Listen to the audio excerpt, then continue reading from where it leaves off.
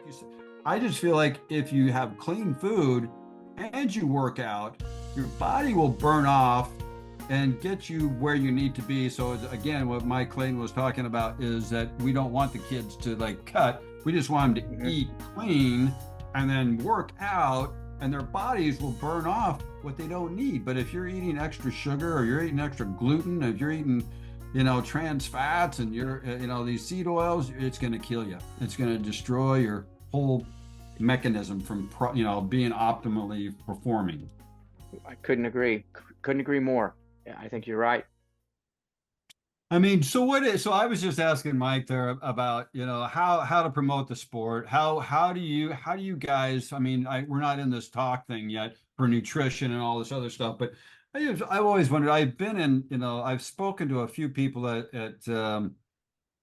USA Wrestling. I haven't really talked to Lorraine about it, but I was talking to Jack Clark about it, trying to understand what our biggest challenge is, what the biggest hurdles are to kind of get that next level of, oh, this is a cool sport. This is sexy. This is cool. This is, it has a lot of advantages. It gives these kids all sorts of, opportunities to find out how to deal with challenges and, overcome things and deal with, stress loads and, go into what do I want to say? But it just seems like it prepares them very well for the challenges out in the real world because you can overcome these different challenges on the wrestling mat where you have to be out there by yourself and do your thing as opposed to like in a business sense and all of that. It helps people learn how to overcome those challenges. I mean, we're in a golden era, it feels like too, right? Because the women's it's a number one, fastest growing women's sport in Yes, high schools. I mean, this is fantastic. I mean, I think we want to tap into that, all right? Don't we want to like grab a hold and like, like, hey, let's take this to the next level? absolutely. I think what the question for me is always where does that engagement point meet? Right. Like if you're in wrestling, if you've been around wrestling, you know the good things about wrestling.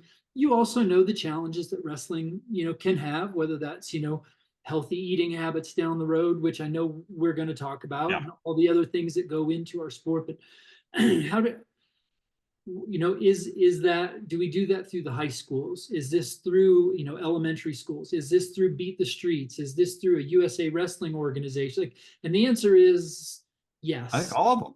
Yeah. Yeah. I think And we have a feeder system and we want to like nurture this whole spot. Then we get into what we're talking about is like the nutrition aspect because I hate it when I hear somebody go, yeah, I wrestled, but the cutting weight thing I couldn't do it. It's like, all right, maybe they wouldn't have lasted, but I think that we need to look at those. I hear this way too much. I'm not sure how you guys hear this, or I'm at an appearance and I hear this kid who's in high school and he's like, I've had 6 almonds today. That's it, you know? And it's like, that's not how we do this, especially at the high school level. Anyway, maybe we'll get into this in this talk about nutrition and how we want to start this and start with just the basics of like at this age, we start with them to become more aware of better eating habits, better choices for foods. And then at this level, at high Frank, school, I think we've already started it. My name's Mike Clayton, and I'm here with Mike oh, Haggerty, and we've got the man right down here, Frank Jasper, Shute from Vision Quest. This is our intro. We've already been talking about this before we even hit the record button. Actually, we did hit the record button, but Frank, thanks a lot for joining today. Welcome to the Heads Up podcast. But holy cow, we've got Shute here. This is crazy. it's fantastic. I'm happy to be here. And as you could tell, I just have a slight bit of passion about nutrition and how we need to, what we need to look at as wrestlers, as coaches, and how we can grow the sport. But we also want to take care of our wrestlers. We also want to educate them. And I think that part of the reason I wanted to come on here and just talk about, just my own beliefs, I just as a background, besides Vision Quest, before I got Vision Quest, I was a bodybuilder. And so I was very interested in nutrition at the time. And my whole concept was about bulking. But we also, as a bodybuilder, had to cut when we got ready for competition. So I've been through those and I've done them incredibly, terribly bad earlier in my life. And so one thing that I've learned is it's not the quantity, it's the quality. So it's like it's so important about what we put into our bodies. And what I also think is important is that if we understand what we are eating, we have to pay attention to what we're eating eats and how it's processed. And most of the time, it's like we need to have a greater understanding of how important that is, that just grabbing some fast food or just grabbing some overprocessed, foods that have high trans fats in them just does us disservice to our bodies, our minds, our emotions, our hormones. I mean, all those things get impacted when we make poor choices. And if we make a lot of those poor choices, we don't know the difference between what real food tastes like and what the junk food tastes like. So, I mean, I'm a big proponent of teaching kids to eat as much whole food as possible, eating as much unprocessed foods as possible, having organic. If whenever possible, I recommend organic fruits and vegetables, pasteurized eggs, grass-fed beef, line-caught fish, and you don't need a lot of grains in your diet. As what we've used to do this whole concept of like carb loading to get ready for competition, which I'll share my greater, understanding of that and why I think there's a better way and a healthier way and a more responsive way to eat and still be able to help the body be ready for an event, match, a tournament, and still be able to continue to lose weight without, taking away the nutrients that our brains need, taking away the hydration that our bodies and brains need, and making sure we don't overtrain right before a competition. So I think there's some things that we need to push a different zeitgeist kind of understanding out there about what might be a better way than what we've done in the past. And I would love to hear what you guys think as well. And if you have any questions about how I've been working the last 4 years with Nick Suriano as my main guy that I've been working with. Came into my office 4 years ago and he liked what I was doing. And my background is that I have 30 plus years of being a clinical nutritionist and I have a master's degree in Oriental medicine. I have a laundry list of certificates and things that I've studied over the years that I just bring in and melt into and bring into each one of my sessions. But the nutritional component for wrestling is just so important. And I've worked with him. I've worked with 106-pound, freshmen in high school. I've worked with middleweights and higher like juniors and seniors in high school. I've worked with D1 athletes besides Nick. I've worked with masters athletes, and I find they're all benefiting from a way of eating that is what I call a fat adapted athlete. And why I don't think that we need as many carbohydrates or as much sugar in our system as what we're giving our athletes. I struggle with that too. Coach Haggerty, thoughts on that? You're the nutrition expert by far on this between our panel. Well, yeah, and I think Frank can tell you that there's so many elements when you consider nutrition, especially when you look at it from sort of a scientific perspective, that even genetics can play a role in nutrition and how our body metabolizes food, and different folks demand different things, but generically probably 80% of what is we would discuss and say, or even advise people would fit the mold for people to operate under. And like Frank was mentioning, even the old idea of carb loading, and which did it work? Yes, but the practicality and the ability to actually hit a carbo load was so difficult anyway. Most people missed the mark when they were doing it, didn't really know that. But in today's world, there's so much information. And I think there's some really good sourced information from people that are now able to take the science and make it relevant to athletes and lay people to utilize in their daily lives. And I think that's probably where we're at. We're in a new generation. Now, the trick is we were talking before we got on air, Mike, about how our society has opted for this idea of convenience in so many ways. So you have sort of like these two diverse schools of thought in regards to like nutrition. Like, we know what's right, but then we have this overriding theme you know in the United States, especially on convenience. And I've actually worked in wellness centers where the very people that I'm working with, they absolutely know what's right. But then as soon as the doors close, they opt, or even before the doors close, they opt for convenience foods, and not spending the time and energy that it takes to really invest in, like you were talking about, Frank, when it comes to a much more holistic approach. And so I think we can approach it from an individual perspective, like oftentimes in my work with individuals, trying to deal with it that way. But we truly need a cultural shift. I mean, there needs to be a paradigm shift across the board that would help us evolve much, much faster.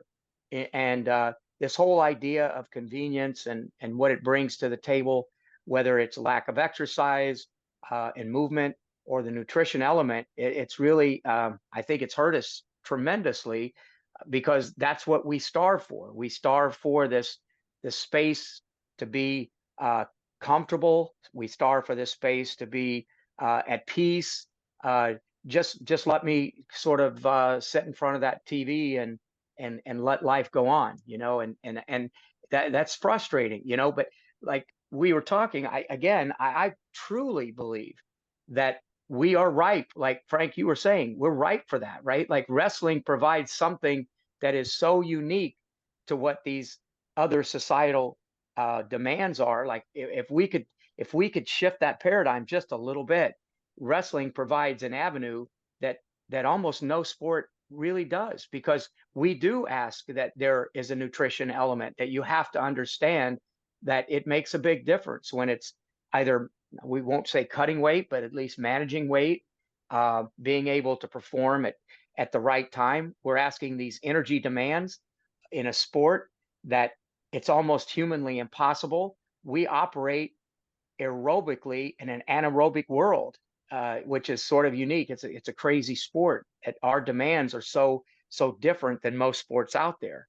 But when you put it all together, I do think that nutrition can play such a role. I know for a fact that Jordan and I had a talk about 5 years ago about longevity in the sport, and what those adjustments might look like for him to be able to stay in it a little bit longer.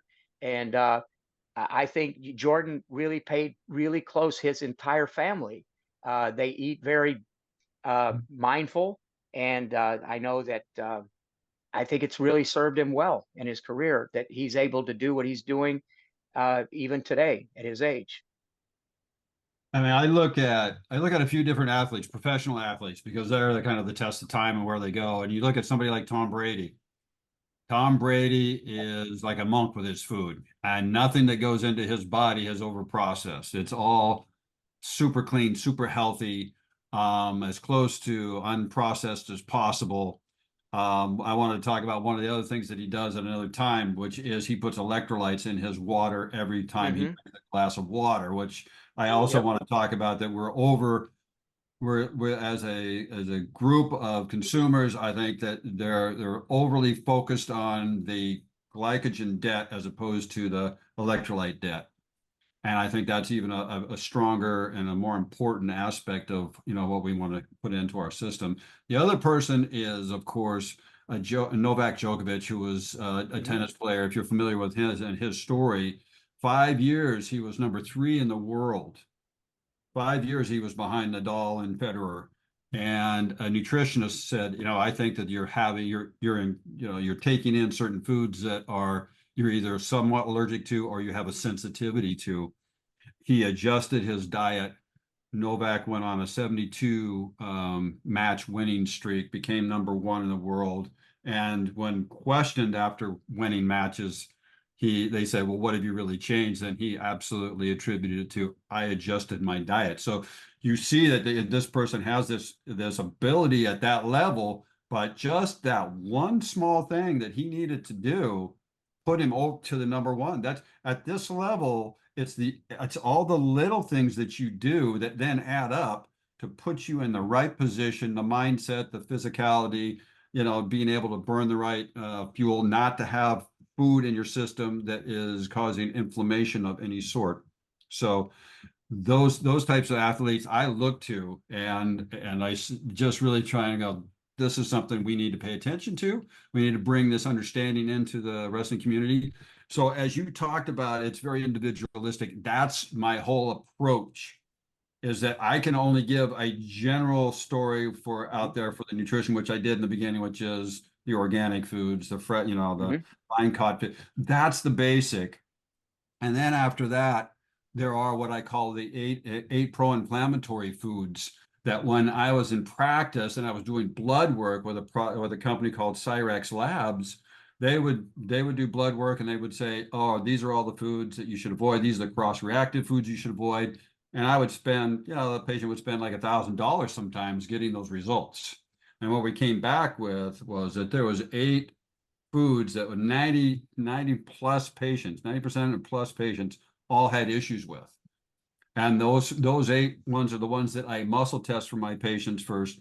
I've only found one person in the 27 years that I've been doing practice that actually tested okay for gluten. So how many times do we see pizza being served at a wrestling event, or how many times are these kids eating hamburgers and bagels and sandwiches and things like this that are difficult to break down. They think they're getting a big carb load bump, but it could be slowing the system down, causing inflammation, all those things. So here are the 8 pro-inflammatory foods. This is where I start with my patients, as I usually test them for gluten sensitivity, test them for soy, dairy, corn, peanuts, sweeteners, artificial sweeteners, and for some, eggs are one of pro-inflammatory food. So we look at all those, and then from there we can build a dietary program for them. But those are the ones that in general I would just say, you need to look at avoiding these as much as possible. Now, how you say like, oh, what about dairy? Well, I have some fill-ins for certain things like that. So most people do really good with either sheep or goat in that dairy window, as opposed to anything that's done by cows. And then there's also like the A2 cows or the A1 cows. There's specific ones that you will do better with. But I like to just step away from that completely and just go to either, goat or sheep, because goats don't eat the grains. They don't eat the things that then fatten them. They eat real food. Sheep haven't been, I think, highly, immunized and hit with antibiotics and growth hormones and things like this as well. So the safer choice and the one that tests and processes better, that's where I go with for a yogurt. I go that for the butter and sometimes for the cheeses. And so that just makes it a cleaner thing. Once we've done this little basic understanding, then we have to look at the body's mechanisms of health in general. And there's 4 places that I look to first. I look to make sure that their adrenals are operating properly, liver gallbladder is processing and functioning properly. Their sugar handling is processing and being supported properly, and their microbiome is healthy and robust and can break the foods down and then utilize it. When you said, there's very different needs when we're looking at everybody's needs. Microbiome is one of the biggest ways to kind of like, what is your microbiome able to handle? You might be able to handle ice cream, which would make me incredibly sick because I don't break down that molecule. So you need to look at those choices very individualistic for different patients. Once that foundation, those 4 foundational pieces are established, then I can go in and check all the rest of the body's reflexes that are, related to organ systems to go, okay, how can we optimize our system? Now that we've got general health, how do we now optimize it? Because there's a demand on the adrenals. Just about any kind of athletic performance you do is going to have a demand on the adrenals. So if you don't have those taken care of, then the body's going to get depleted quickly. And I don't care how much caffeine or how much guarana or how much, rhodiola and ginseng or, how much you give the body to push it. When the adrenals are, depleted, you're going to make the body sick. And it's like they say, it's like beating a dead horse. You're not going to get anything out of it. So Yeah, I think too, Frank, is that like you mentioned it, I think it's really important in this world in nutrition. You alluded to it. Any type of hormonal issue is sort of a trump card. Like if the hormones are messed up in any way, shape, or form, whether it's a thyroid issue, or it could be lack of testosterone production or too much estrogens. And let's face it, we also deal with so many phytoestrogens in our food and our water today that it sort of dilutes some of the other components in all of our hormones. But my question to you is, like, at some point, it's difficult to make all of it relevant and age appropriate. And let's just say the average youth coach out there in USA Wrestling, we need a baseline, right? Like, it's because that's the majority of the athletes that are in USA Wrestling. That doesn't mean that coaches couldn't evolve through maybe the coaches education program with more nutritional information for elite athletes. And I think at some level it would make sense that coaches, as they move up through the NCEP, that they would have a better understanding of nutrition, just as they would with exercise and movement and everything else. But at the very basic level, you get a volunteer coach. Maybe he wrestled a little bit in high school, but how do you make all of this relevant in your mind to where the education element is a priority? And I guess even to the point where, what would be some of those recommendations that, let's face it, that the average 10-year-old is not going out buying his own food, right? Like, so we're speaking to the parent, we're speaking to the coaches. What's that look like to you in your world? well, exactly where you need to go because I don't know how you guys were in 3rd or 4th grade, but my self-regulation wasn't all that great. It was like candy bars, ice cream. Yeah, baby, I'm in. Yeah. Cadbury cream eggs, that was my nemesis. So, it is when I've worked with specific wrestlers, and there's the mother and father are involved, that just makes it the next level. It takes it to the next level. If you're trying to ask this kid in high school to do this, they have to be super motivated and they have to be willing to make all those sacrifices. But if they go home and there's cookies, cakes, candies, crackers sitting on the counter, it's like that's not going to be easy for them to deny that. It's like, and I don't want them to feel like they're denied. So there's certain things you can like. There's like Paleo Valley now has like grass-fed, like jerky sticks, and there's another one that has liver chips. I don't know what they taste like. I got to tell you, I'm not a big liver fan. I eat it because I know it's good for me, but the flavor's not, I have to kill it with mushrooms and onions. But you want to have whole foods around. You want to have healthy choices at their disposal at any moment. So something like one of those paleo, jerky sticks. Are you kidding me? How great is that? That's grass fed. There's no, fillers or excipients or any kind of, hormones or it's just a perfect little snack they can grab and go. There's lots of healthy choices, but this is where you have to engage the parents because if it's a family dynamic, and why wouldn't it be great for the parents to be on board and taking better care of themselves? Because it's like I've seen kids that look exactly like their parents. And if they're overweight, I just look at their parents and I'll bet you anything their parents are overweight as well. And it's not always a genetic issue, it's a modeling issue. So it's like your genetics play a small portion. We give it a lot, like, oh, we think that's right. We're genetically predisposed to this, but it's between 12 and 15%. And that genetic that's passed on can either be turned on or turned off by the foods that you eat, by the way that you go through life, how you mentally approach things, how you make sure you hydrate properly or get enough rest.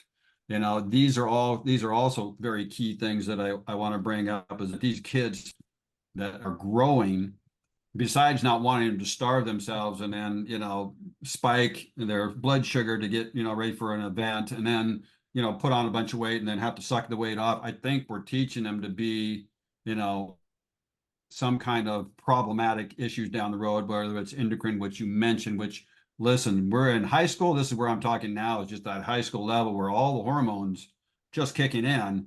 We want to support the hormones. We don't want to starve those hormones. We want them to reach their peak and any kind of a growth factor that they can. And so we want to be mindful that if we find a way, which I think the best way is to have healthy fats in the diet. I mean, there are all of the steroidal hormones derived are conjugated in the liver from cholesterol or healthy fats. Mm-hmm.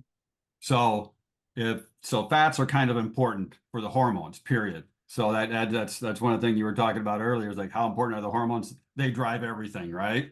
So we want to support that. Also, healthy fats, when ingested, is a protection for every cell wall integrity. Every cell wall integrity. So it prevents bacteria and viruses from puncturing that. It keeps the cell wall integrity tight, so it's formed. And then it also, healthy fats, the brain is primarily fat and water. And the myelin sheath, which is this like whitish fat on the neuron that where all the energy, the thought pulses and thinking always travels right down that neuron. It has to have those myelin sheath to do that appropriately. What happens when you're eating too many trans fats, over processed foods, fast foods, is that burns off. And now you have this aspect in the brain where it's like a wire that doesn't have any protection around it. And so it's going to be hot and it's going to burn things around it. So now we have these kids that can't even focus for more than, what do they say? The average now is between 7 seconds. Like the attention span of the goldfish is longer now. This is all part of this. This could be supported and more, by just having healthy fats in the diet. That could be simple as grass-fed butter, avocados, walnuts, macadamia nuts. These, need to be raw, nuts. They don't, if you're not roasting them in fat and oils, because that becomes rancid and then becomes a trans fat. So you have to be mindful. You want to try and get organic so you avoid the pesticides aspect of that. And then the healthy fat that's in certain meats, like grass-fed meat. Salmon has a great healthy fat, omega-3s, high in omega-3s. Walnuts are the highest omega-3 nut that you can take. And half the time when you have a sugar craving, if you give yourself something kind of salty, like maybe salted pepitas, and you have that satiates that craving. So that's what you want to have for these kids, something to reach for that's instantaneous, along with then creating meal plans that these kids can sit down and not just grab and run and eat on the run on the road, where they actually have to sit down, eat a meal, enjoy it, masticate it properly, not overhydrate at the meal. That's another thing I found is like I've had patients say, well, like, oh, my kid's got all the stomach issues. And I said, what does he drink while he's having his meal? Oh, he drinks 3 or 4 glasses of water. Well, when you have too many liquids, now you're diluting your stomach acid, so you're not going to break down your food properly, and it's going to ferment, and they're going to get bloated, distended. They might start having burping, belching. They might even have, heartburn from it. So it's simple things that our society has set us up for that is like the number one over-the-counter over-the-counter drug in the United States is an antacid. And so I come from an Oriental medicine background. And one of the things we look at in the body is there's this yin and yang aspect that you want to always are trying to keep in balance. Well, the stomach is considered yang, and it's paired with an organ called the spleen, which is the yin, and they kind of support one another. So if one gets too yang, then it's going to burn the yin of the other. If the other one gets too yin, it's going to make the yang depleted. So you don't have the fire in your stomach, and you're not breaking down your food properly. So what does cold water do? It will put out the fire of the stomach, but it also is so cold that it's disruptive for the digestion. So having iced drinks, that's what I'm talking about. So we're told in the United States, everybody goes, hey, when you first sit down, what do you get? Here's a glass of ice water. And I always ask them like, okay, can I get iced tea, but just minimal ice? And I'll let it be in my mouth for a little bit to try and warm up, because I like a little bit of coolness. But I just like today, I just had a warm tea. I had like a oolong tea with my lunch today, and I had a burger with no bun. And so there's ways that you can, if you're going out, you're going to eat out, to alter it so that you eat the healthiest way possible, and just making small shifts. So that's just a basic of understanding of why fat is, I think, one of the best ways to have energy. Because if you are in a fasted state and the glycogen's gone now, you still have 30 to 40,000 calories of fat at your disposal that can be utilized to work with. And so that can carry you 2 to 3 days even. So we know that we've got that. Also, it stays more even. So when you have carbohydrates and you'll spike and then you'll crash, and you need more carbohydrates to spike and then you'll crash. The byproducts of carbohydrates are toxic, so the body now has to process that. The byproducts from fat processing is like there's very little or no byproducts that your body has to deal with, and it's 18% more efficient. But the problem is you have to teach the body, like anything else. If we're eating is carbohydrates, or we're always having carbs at every meal, your body's not going to burn fat for energy. So it's not being, that energy pathway is not being utilized. Your body's just going to go with the easiest form, quickest form, and that's going to be the carbohydrates. So there's a process of teaching the body, here's fat, and here's your opportunity to use it for energy.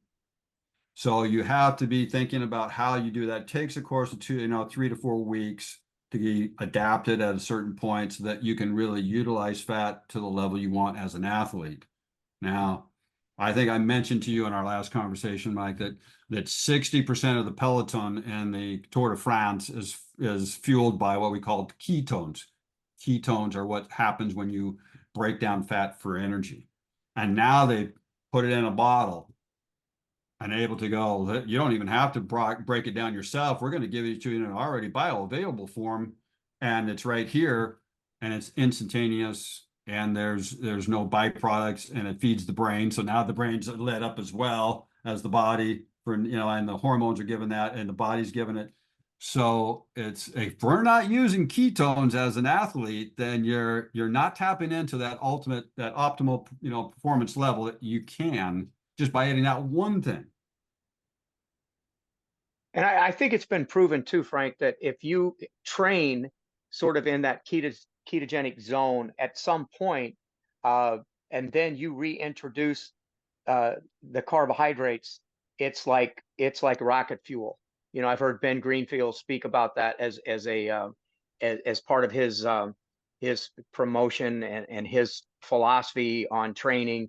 And I think that I've heard other people, Dr. Peter Attia's reference that too, that, you know, I don't think there's any harm for us to train with that understanding that, you know, you may not perform at the very max in a ketogenic state, but then any reintroduction of carbohydrates in after that training will be like that true. And I sort of did this myself about two or 3 years ago. I rode the Ragbri across Iowa totally in a ketogenic state.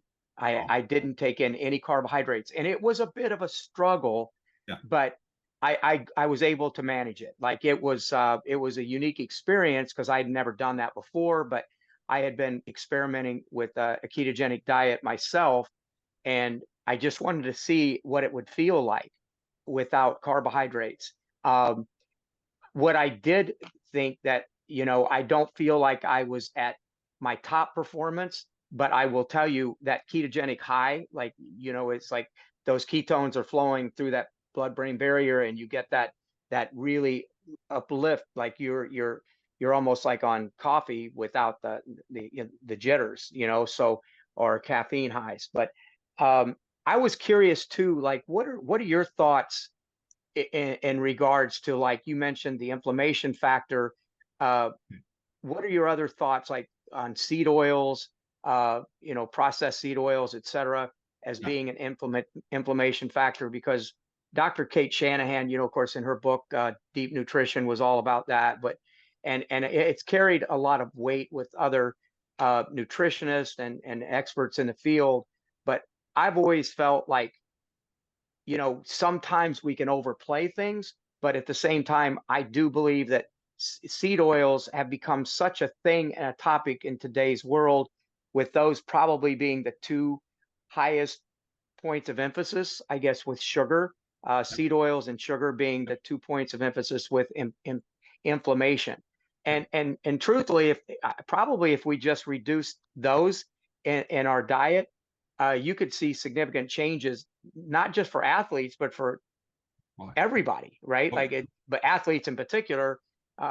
One thing we want to believe is that after a training period, we're ready to train again in 24 hours, and we don't need that inflammation dragging on to the point where it's counterproductive in our training. So what I guess my question being, what are your thoughts in regards to those two elements, and how you see those, and you being a bodybuilder, former bodybuilder, and now being a nutritionist? What are your thoughts on those two things? yeah. Oh, man. Okay. So you hit it on the head. I believe that you're exactly on point there, meaning these are the two biggest factors that cause inflammation in the system and a big cause for a health deterioration long term. And that's where do they come from? All those are in overprocessed foods. That's part of what, when we start breaking it down, if you look at most foods, they either have high fructose corn syrup in them or they're overprocessed and they have those seed oils in them that then become trans fat, which then becomes inflammatory, and the body takes minimum of 57 days. Like if you have a stack of, you know, deep fried French fries, the oil in there is probably to become a trans fat because they don't change it that often, and it's probably a seed oil, it's probably a canola oil or something like that that they're doing this with. And so that's going to take a minimum of 57 days to process down to a half-life. And so how often do you have those? You know, so it's Yeah. built up in your system. It starts clogging up the system. It starts wreaking havoc on the body. Those two kind of will like even inflame each other because sugar has an inflammatory aspect, and then when sugar is in the system, then it will oxidize fats in the body. But let's quickly, I wanted to address the thing that you mentioned about being in a state of ketosis. I'm talking about being a fat adapted athlete, and I'm going in and out of ketosis. And then when you coming out of ketosis, I'm a big advocate of bringing in carbohydrates. That Love could it. be rice, Love it. that could be sweet potato, that could be something on those lines. And it could be that you're having vegetables where there's carbohydrates in vegetables. that you can derive that little bump and the body will flush and fill with, the muscles. I love that. And I'm a big believer in it. So I don't want people to think like, I'm completely anti carbohydrates. Carbohydrates are a unique piece. It just has to be the right carbohydrates and not too much. When you start talking about the sugar content in the body, I'll give you some ideas here too. It's like when the holidays roll around, I see this thing, and my chiropractor that I was working with back in the day, he called it sugar injuries. And sure enough, I started paying attention to this. And when you have too much sugar in the body, then it's in the blood. And what it looks for then is receptor sites that it likes. And the receptor sites that it likes or prefers are protein receptor sites. And so when it locks onto those protein receptor sites, it creates what we call a rigid bond. So now we have a rigid bond in the protein receptor sites, which are basically your muscles. You build up enough of those, and now you have a problem with the muscle. Now you have adhesions. Now you have rigid bonds in your muscles. Guess what happens when you do a plyometric move or an explosive move of any kind? That baby's not Tendon tears. Yeah. you tears. And that's how, when you look at these pro athletes and you wonder, like, how can these guys be injured all the time? Not that they don't have a tremendous amount of workload, but why are they more injured now than they ever have been in the past? And I have to look at some of and I'm not going to say any particular name, but they're the recovery drinks that they have, the prep drinks that they have. If you look at the sugar content in those drinks and the chemicals, the colorings, all of those play that role in there where they cause inflammation in the body. Now, sugar feeds bacteria, viruses. It suppresses your immune system. It dysregulates your hormones. It feeds cancer actually as well. So one of the things that they treat cancer with is they put them on a low glycemic diet. So let's really look at the sugar, how we bring it, how we reestablish that after a workout, and what's more important, electrolytes or glycogen. I think you do need a certain amount of glycogen, but I think the electrolytes. What happens when you sweat? Does it taste sweet? No. Salty. Tastes salty. That's minerals. Minerals. Electrolytes. Guess what? Electrolytes. Most people have a deficiency in electrolytes more than they have a deficiency in sugar and the sugar need. And what I used to do is I used to take a electrolyte minerals that was in a liquid form, and I put it on somebody's finger, and I put a drop on there. Instead of that drop running down, it'll sit there on the finger because there's osmotic energy that holds it energetically. It's charged. And so I would have them just touch it on the tip of their finger, and they would have a slight zap, like they had touched a 9-volt battery, just from minerals. So those are electrolytes. And so what is that? That's a catalyst in the body. So if you don't have that catalyst, you won't be able to utilize your vitamins now. If you don't have those, that catalytic environment of the minerals. So when I muscle test a lot of these athletes, I find that as soon as they run out of electrolytes, they run out of energy. They can't produce it. So not only should we be taking electrolytes with every glass of water, but we should be taking it during our workout so we don't develop that dip afterwards that we're trying to recover from. But we should, I recommend that you do 3 or 4 things while you're training. You should have a drink that has amino acids in it. It has electrolytes in it. It has a little bit of maybe honey or something that gives you some energy, and green tea for the caffeine effect that can mobilize fat for energy and can give you, clarity and opens pores to create like what we call an ergogenic aid, like coffee can, but it has to be specific coffee. So why not have that during the workouts? Instead of waiting in that back end window, now we're depleted. So is that why we should try and hit that window? Because if you're trying to take whey protein at that time, or you're trying to get your glycogen debt back, you might miss it. You might put too much in. Now you got extra sugar in your body.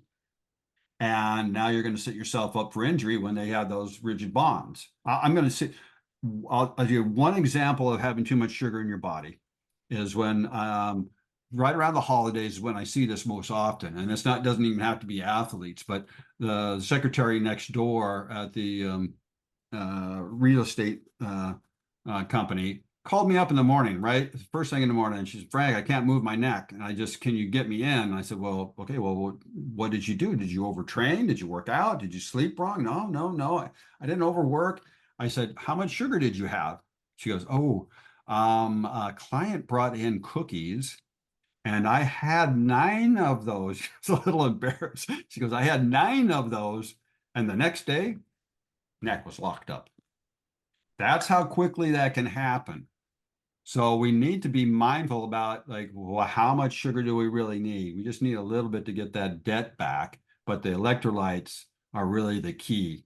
And it's like the body likes balance. It likes the whole enchilada, as we like to say. It's like, no, I don't want just potassium. I don't want just sodium. I don't want just magnesium. I like the balance. The body says, I like what's going to be in nature. And what is it in nature is that there's usually a balance of minerals. They're paired. They're like 34 paired minerals. They need to be balanced. And you'll find that in like Celtic sea salt. I used to be a big proponent of Himalayan sea salt or Himalayan salt, but they're saying that a lot of it is being mined someplace in Pakistan where there could be heavy metal. So you need to be mindful of that. But I'm still a big proponent of having a food source like a Celtic salt, and there's some other salts out there that are the whole thing, and they have the 34 paired minerals, so they stay in balance. If you have too much copper, that's not good. It'll throw your body out of balance. So you need to look at those ways that you can bring in electrolytes that are balanced and support the body's, mechanism. Otherwise, it has to go look and source for those other to bring it into balance. And if it's like the old thought was when we used to put Gatorade in the body, it was so dense that the body would then still have to pull, water from your muscles to dilute it enough to actually utilize it. So it actually made things worse because the density of electrolytes and the sugar and all of that was so much for the body to handle. As an athletic trainer at the time, we were told to check that out to 4-to-1, 4 parts water to 1 part Gatorade, so that it could be utilized for the body. All right. So water is a key component that we also want to talk about, and how, I mean, there's 4 stages of water. But anyway, go ahead. You had another question? No, I was just going to say, yeah, just along those same lines. I'm sure too, even with Gatorade, you talk about the ability to extract those minerals and be able to use those.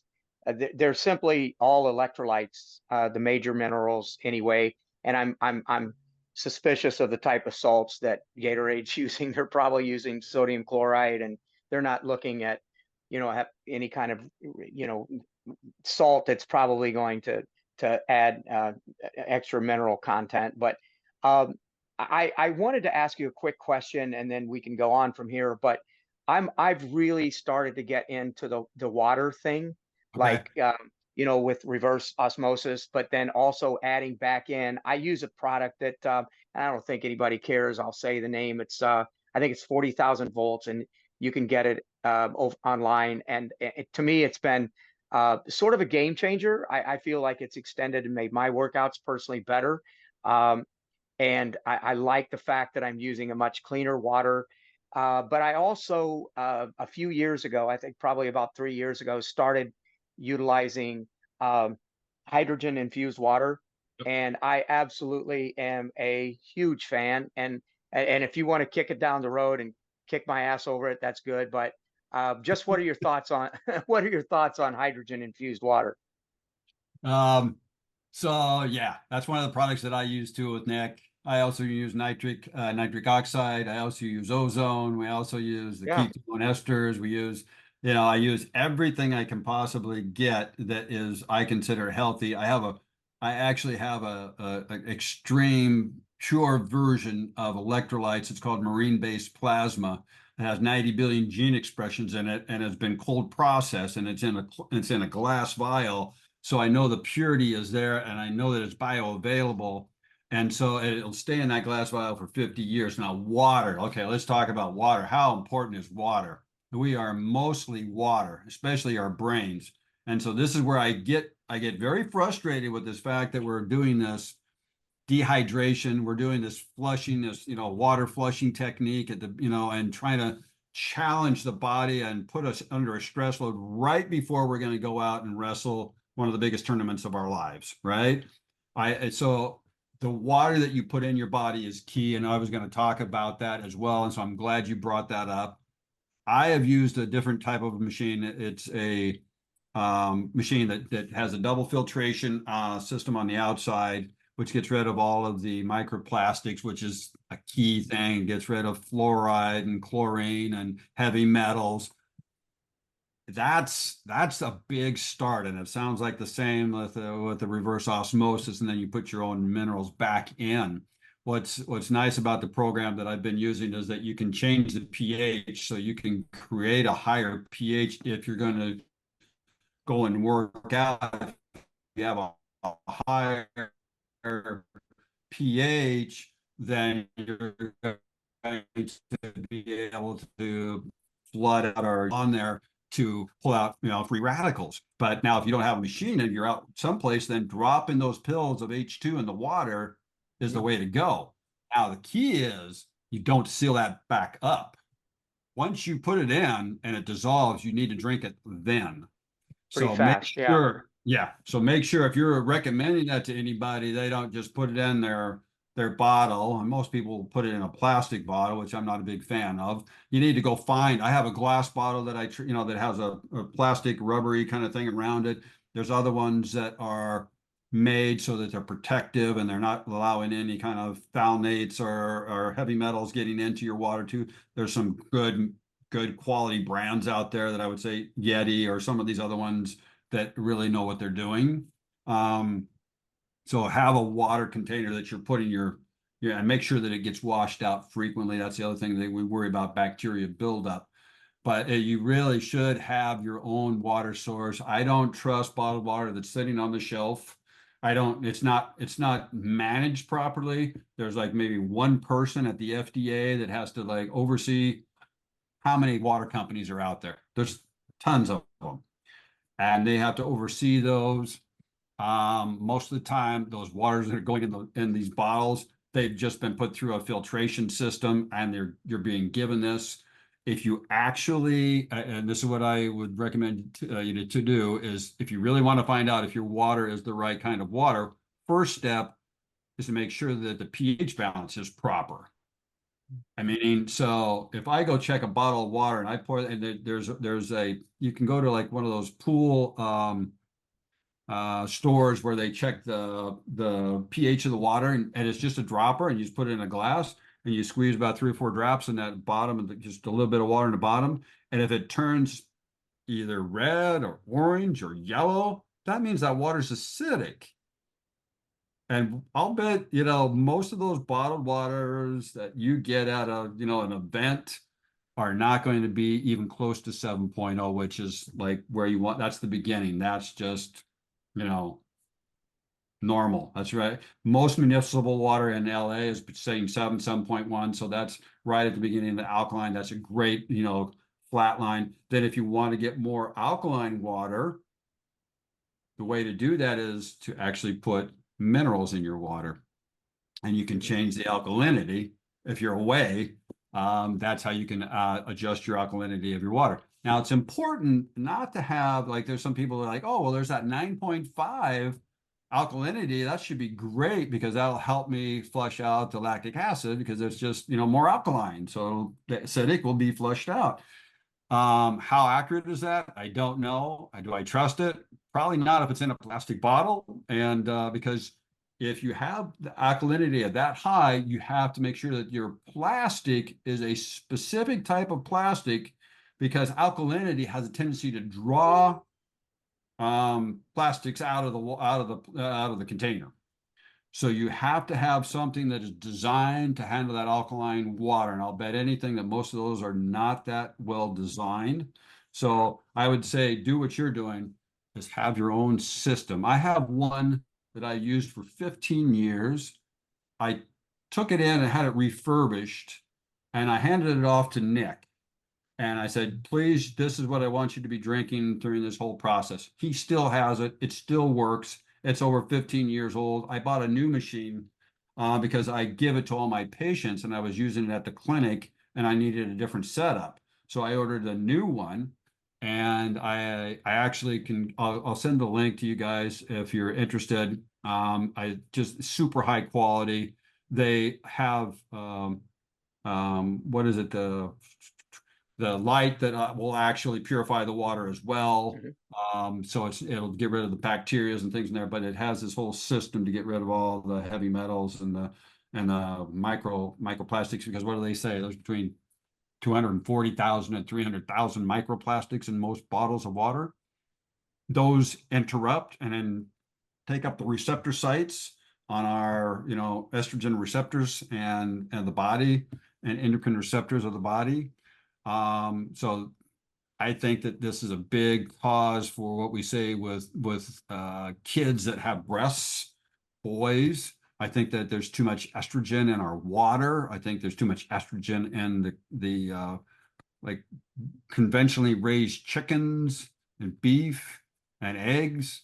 And so all of that leads to that. I had a wrestler that was struggling with losing weight, and one of the things he was eating was a lot of chicken that was conventionally raised. I took him off that and said, only eat organic and do this, this, and this. And within a week or two, he didn't have any problem dropping the weight by just eating clean. And those aren't really very difficult blood drafts either. I mean, you can get a phytoestrogen count on a pretty simple blood draft. So, I would always advocate for individuals, especially an elite athlete, to get those blood drafts to see exactly what's going on.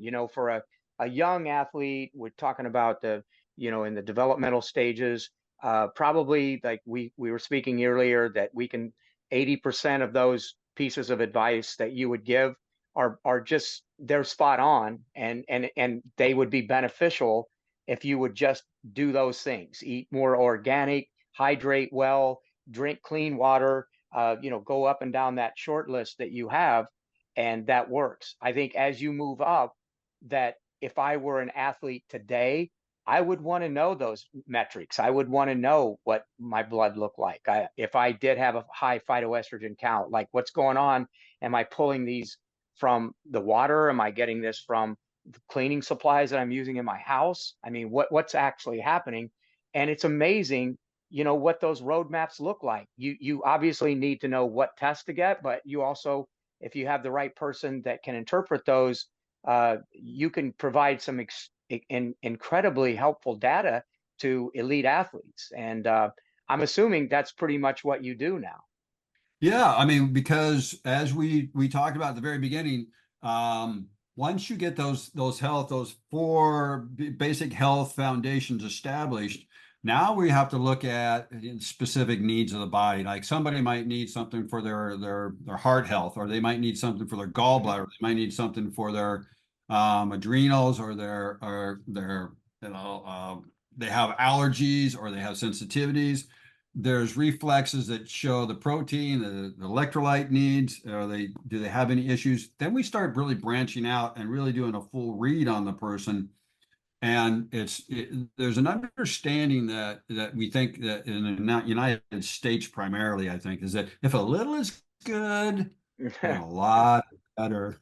And it's like, oh, well, a little bit of vitamin C. Oh yeah. Well, then we'll take, 250,000 a day, milligrams. It's like, no, Harvard did a research on this, and they said any more than 50 milligrams, you're going to start to injure your kidneys. So it's like, and where are you getting that vitamin C of, and how is it being processed? So you want not only them to be like, okay, on the right product that's healthy, that's been processed properly. And then you got to have what's called the hormetic effect, which means, are they on the right dose? So if they're taking too little, then there's no therapeutic effect. If they're taking the right amount, there's a therapeutic effect. If they're taking too much, now your body has to process that. So part of what I do is I really refine each athlete. I do a session with each athlete and we go through every food. I even will say you can have a half a cup of this, you can have a quarter cup of that. You can, if there's any questions, I get really very, refined in what we're doing. And then it's like, you're going to take 2 Cataplex C a day. You're going to take 3 Beta Food a day. You're going to take 1 or 2 Dramamine a day, depending on your stress load. We're going to find out what you're going to need. And as soon as you're done with a competition, I come in and I check those reflexes and see where you got burnt out. Like, oh, well, every one of his brain reflexes is shot. So what are we going to need to do to that? We got to make sure his healthy fats are back in there. We want to make sure he's got the buffering system to help with his sympathetic nervous system. Because what happens when you go into you go into battle is your sympathetic nervous system goes, shoo, your adrenals fire off, your adrenaline goes, and if you stay in that state, because you got to do that like how many times in a day, and then you got to come back the next day and do it. Well, sometimes you'll burn out what's called the buffering system, which is the system that goes, okay, we're in sympathetic dominance now. Now that the stressor's gone, buffering system, which is your minerals primarily, now takes you back out of it and into parasympathetic dominance. If you blow that out, if you deplete it, you'll never come out of sympathetic dominance once you've just been enacted the adrenals and the adrenaline flows. So we need to go back in, support the adrenals.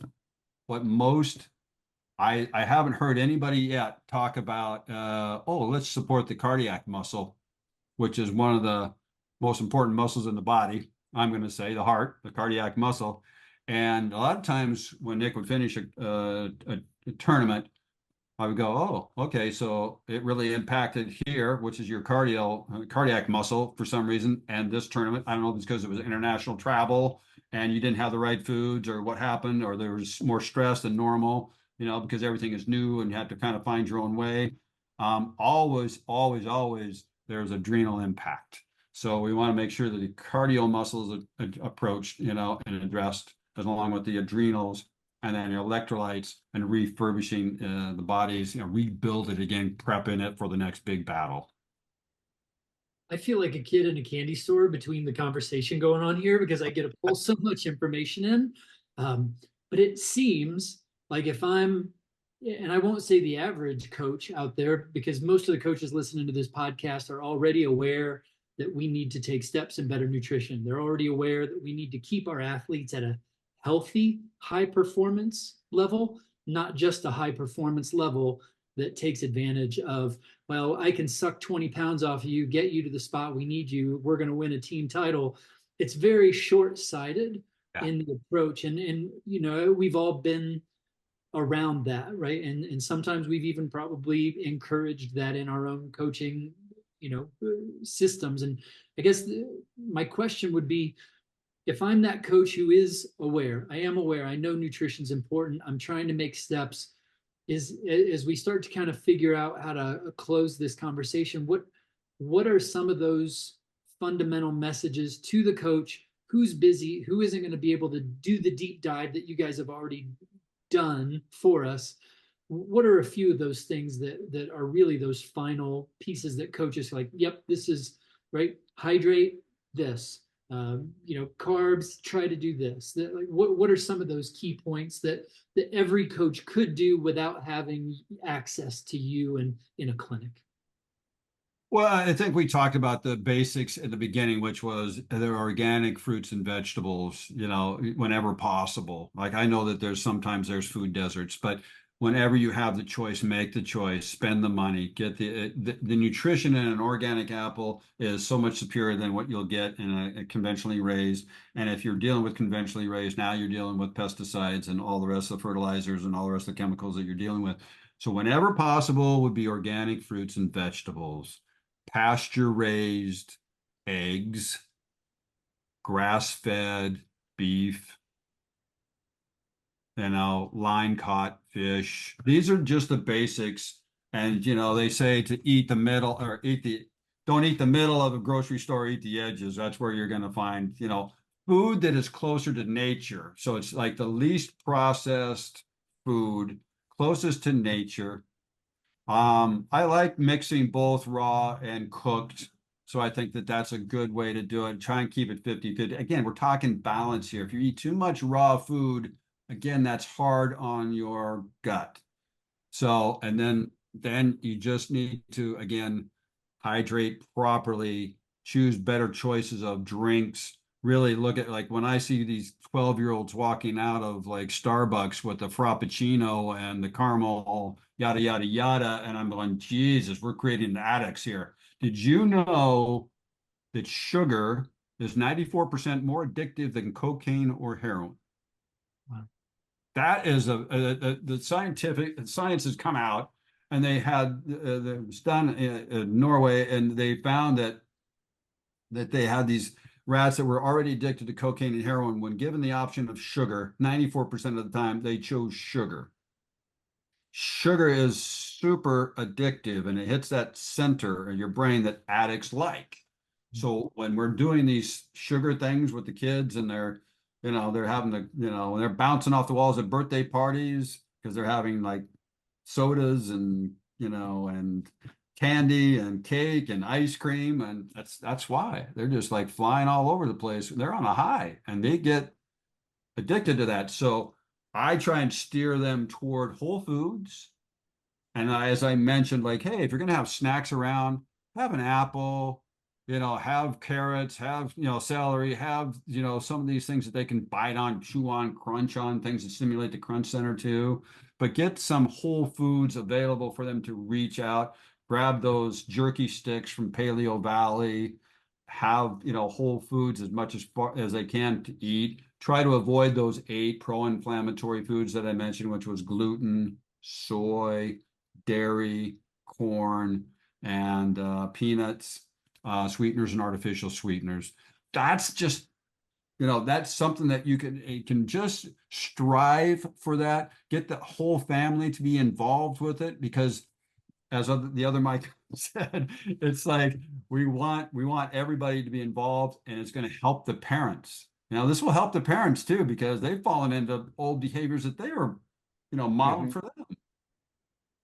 I was You know, fortunate growing up. That was like my diet changed the way our family ate, and I do see that. And again, here's another marketing piece for our sport: help the whole family, right? Yes. Have a healthier lifestyle. Follow the plan that your high school or junior high athletes coach can recommend. And these are some great tips. Okay, go ahead. Sorry. Mike, I was also going to say, I think just in general, and again, I hate to paint that picture is that broad, but in general, I believe that most coaches are afraid to tackle it with the nutrition element. They're very adverse in technique. They're very adverse in tactics, and they've competed themselves, but they themselves didn't have a very good nutritional base. And for them to actually sit down and have a conversation with parents, it's almost like having, the sex talk. Like it's so awkward because they don't feel super comfortable. And let's face it, there is a lot of conflicting information out there. And when you're dealing with coach athlete, coach parent relationships, I think that a lot of coaches just sort of avoid that topic altogether. Or if they do, it's a very cursory effort at best. And I think that's a big problem. And I think number 2 is like, if I were like, where to even start with this youth group and athletes, it's like help parents and help athletes sort of declutter their own environment, their home, their, what they're seeing, they'll eat what they take to school most of the time, and that you can provide that, but to declutter their own home and get the really toxic foods out of their environment. And like you said, this is probably a pretty good marketing component, in that it's a holistic approach for the family. It's not just the athlete.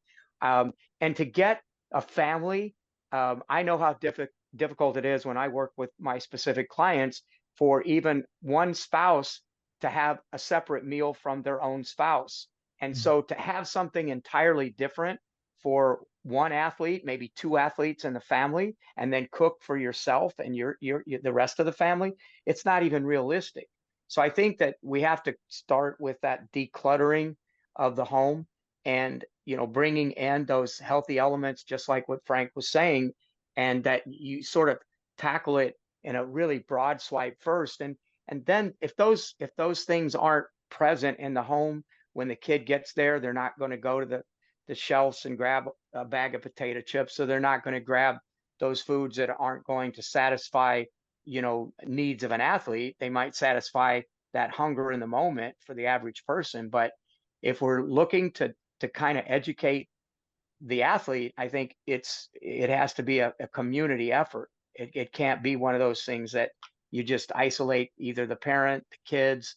It has to be like, our approach is that we're going to win this battle and we're going to do it together. So anyway, those are just a couple of things, but I do think coaches are afraid to attack it, and for the most part. They don't feel equipped. And then number two is just this idea of, if we could just paint a better environment, that the choices would be a little bit easier, because faced with making a choice between healthy vegetables and candy or chips or something, the convenient foods that we were talking about earlier, I think most people and kids are alike. They're going to opt for those convenient foods. Frank, I have one very important question. Nutritionally speaking, holistically speaking, Shute or Loudon, who had the better plan? I need to know. Well, we know Loudon's plan sucked, don't we? Because he was dying. He was dying, this guy. He was bleeding. He was holding his mud, getting lightheaded, which is interesting, because I think, I don't know if we talked about this much, but I actually dropped 25 pounds in 2.5 weeks to shoot Vision Quest. And Matthew had a nutritionist. He was working out. He was eating right. So there was like a role reversal, as actually in reality. And so it was, I got to the point, because I dropped that weight so fast and I basically starved myself, that my delts were catabolizing for energy. They were just like in pain. I could feel them breaking down. So when you run out of whatever energy you have in your body and you have stored, then you start breaking down your muscle for energy. And so this is part of the thing that we want to talk about maybe next time, is like, we want to figure out a way to teach them how to cut weight without breaking down muscle at the same time, which there is a way to do that. We can talk about that. There's a effective way to be a fat adapted athlete and do that, still have carbs in the middle of the day. But anyway, thank you very much for that. That movie was an incredible experience, and I still get payoffs from that, meaning people are always saying what it inspired them to be a better person. And that's all I'm about, is like, how can we help people to be the best versions of themselves? So thank you guys for speaking up and speaking out. And I think these are kind of conversations we need to have in this sport, because if we want it to grow, and we don't want to lose those kids that might have stuck with us if they weren't starved, if you just eat clean and take certain things out of your diet, your body will burn up that weight you don't need. I think, if I may jump on a coach education soapbox, coaches that are listening to this, your athletes don't have to cut weight. If it's between keeping them on the team in a healthy weight that they can work into the sport, or forcing them away because now they feel like they don't fit in because they're not cutting weight, they don't have to cut to be a part of your program, right? Maybe they don't make a starting weight, maybe they don't do that, but the long-term benefits of being around a good, healthy program, around good long-term visions, right? The kids need the sport. They need, more importantly, they need coaches who are intentional about helping them gain the life skills that will help them have a better life. And if we can have a win at the end tied onto that, or a state title and all that, that's just, well, I can't say gravy, because that's probably not very good nutritionally speaking. But Nice, Mike. that's my last segue. I'm going to shut up, because that was a really weak pun. That was weak, dude.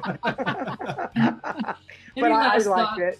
I would just tell Frank, thank you, man. Thanks for jumping on with us. And like you said, the more people that we can bring an awareness to, the better. And I think, whether it's coaches or athletes or you know, the parents, if getting this message that it does play a significant role, especially as athletes begin that journey to get a good base, and you're not going to make great choices every day, every moment, but if the majority of your choices are good now, as you become a better and better athlete, it makes it a whole lot easier to make those good choices and recognize the importance of nutrition.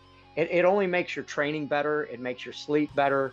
So it's a tough message to get out there because people, it's just easy to neglect it, and society isn't really putting the ball on the tee for us. So, but man, having you on and being an advocate and people that know you and reflect upon your you know, what you brought to the sport over the years is really valuable. We appreciate it. Oh, thank you. Thanks for having me on, guys. And this is like exactly what we need going forward to keep the conversations like this. And then we'll figure out a way to get this kind of information out to all the coaches and give them just kind of a guideline to start with, and then we can dive that into the next level. Awesome. Well, And I hope we can get you back. Yes. Yep, in the definitely. comments box below, we're going to go ahead and we're going to add your website for Shute shirts. We got to make sure that everybody gets out. Now, can you model the shirt? You've got, you know, you got to, yeah. I love it. I like that shirt. And we'll put your Instagram handle down in the comment section below as well, so folks can check it out, because I know you hear a lot of great info there. Yeah, and I'll send you that link to get to the water purification system that I use. I recommend, and I think it's really the best on the market. So for that particular thing, and if you have the you know, the other one, the system that you like, Mike, you know, again, let's put it all out there. Let's get everybody cleaning up their water system and their water intake. I agree. Appreciate it. Thanks, Frank. Thanks so much. And for everybody out there, it's Mike Clayton, Mike Haggerty, and Shute from Vision Quest, Frank Jasper, all here for the USA Wrestling National Coaches Council Heads Up podcast. Thanks for everything you do out there to create a healthy, high-performance environment for our kids. Take care.